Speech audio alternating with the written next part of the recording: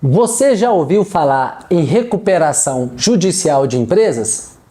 Que a recuperação serve para suspender os pagamentos e também para reparcelar as dívidas da sua empresa junto aos credores? Mas que os débitos tributários federais não entram nesse pedido de recuperação, sendo assim necessário que a empresa apresente a certidão negativa de débitos federais para o deferimento desta recuperação judicial de empresas?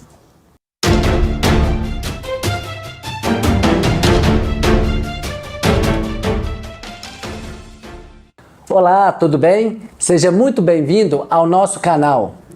Aqui eu te ajudo a resolver problemas jurídicos, a diminuir os riscos dos seus negócios empresariais e também proteger o seu patrimônio e a sua família. Se você ainda não é inscrito aqui no canal, se inscreva para receber todas as semanas as nossas orientações jurídicas sobre planejamento societário, planejamento patrimonial e também planejamento sucessório.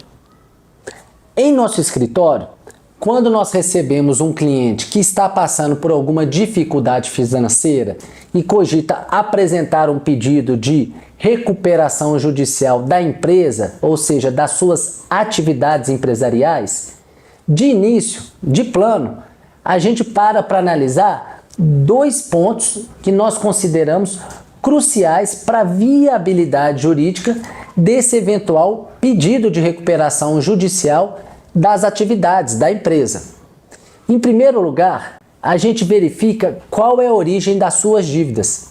Se os débitos são de natureza tributária, trabalhista, previdenciária, civil ou até administrativa. E em segundo lugar, nós analisamos quais são os valores dessas dívidas. Nós vamos precisar estimar se existe ou não viabilidade jurídica de pagamento dessas dívidas pelo devedor.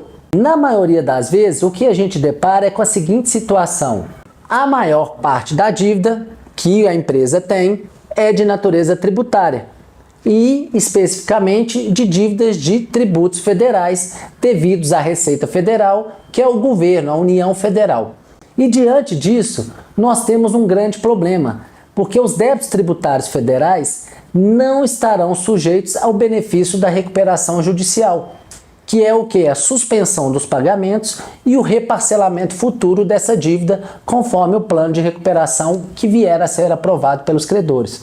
A Receita Federal, por meio da sua Procuradoria-Geral da Fazenda Nacional, que são os advogados, continuará com o privilégio de poder executar essas dívidas em paralelo ao processo de recuperação judicial que eventualmente venha a estar em andamento, já que o artigo 187 do Código Tributário Nacional exclui essas dívidas desse concurso de credores e dos benefícios da Lei 11.101 de 2005, que é a Lei de Recuperação de Empresas. Sendo assim, para que a gente possa propor futuramente um pedido seguro e viável de recuperação judicial, nós sempre recomendamos ao empresário que vá primeiro renegociar os seus débitos junto ao governo federal.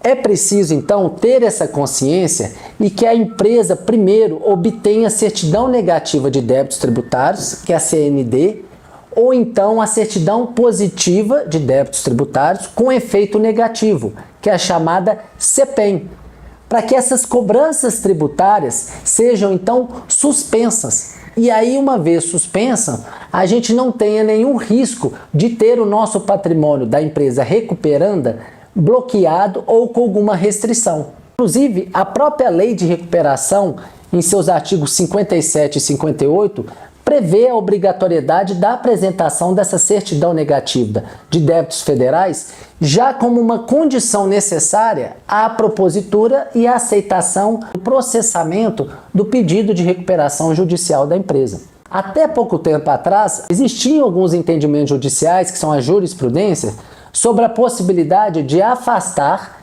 de não exigir essas certidões negativas federais.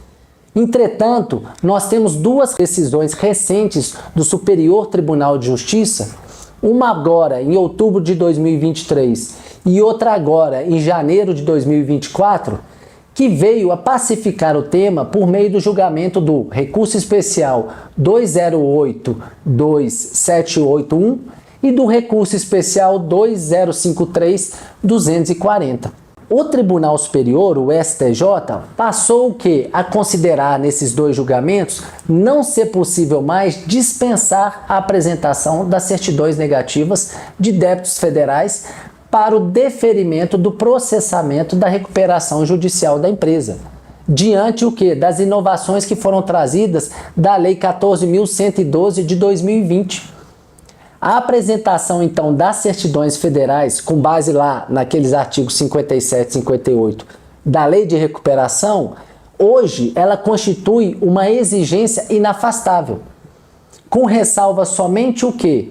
Dos débitos de titularidade dos estados e dos municípios. Então, em se tratando de débitos federais, a Lei 14.112 de 2020, que se destinou a estruturar o parcelamento especial de débito fiscal para as empresas que estão em recuperação, bem como estabelecer a possibilidade dessas empresas em recuperação realizarem com a União, com as autarquias, com as fundações, transação e parcelamento que são resolutivas de litígio, a certidão negativa passou a ser exigida. Para quê? Para que os débitos inscritos em dívidas ativas sejam renegociados e suspensos, porque foi criado o programa de transação e reparcelamento que dá para a empresa, para o empresário, toda a possibilidade dele vir primeiro negociar os seus débitos junto ao governo federal, antes de efetuar o seu pedido de recuperação judicial. Com base, então, nesse entendimento, caso a empresa não venha apresentar a certidão negativa de débito federal no ato do pedido do processamento da recuperação judicial, o juiz deverá o quê? Determinar a suspensão do processo de recuperação até que a empresa venha o quê? Apresentar essa certidão e renegociar seus débitos junto ao governo federal com base nesse entendimento que eu disse. Em seguida, se a empresa insistir em não apresentar, as execuções fiscais que são individuais pela Receita Federal poderão ser retomadas. E também o juiz poderá analisar eventual pedido de falência se a empresa permanecer inerte, sem a apresentação dessas certidões que são obrigatórias pelos artigos 57 e 58 da Lei de Recuperação. Portanto, fique atento a partir de então. Todos os cuidados são necessários ao se cogitar fazer um pedido de recuperação judicial da empresa, para que esse pedido tenha viabilidade e segurança de ser aceito pela Justiça. Tudo bem? Ficou claro? Então, compartilhe esse vídeo com os amigos, comenta aqui abaixo se você gostou e também deixa o seu like, para que a gente possa então gravar novos vídeos e com isso trazer informações jurídicas relevantes para você. Muito obrigado e até o próximo vídeo. Tchau!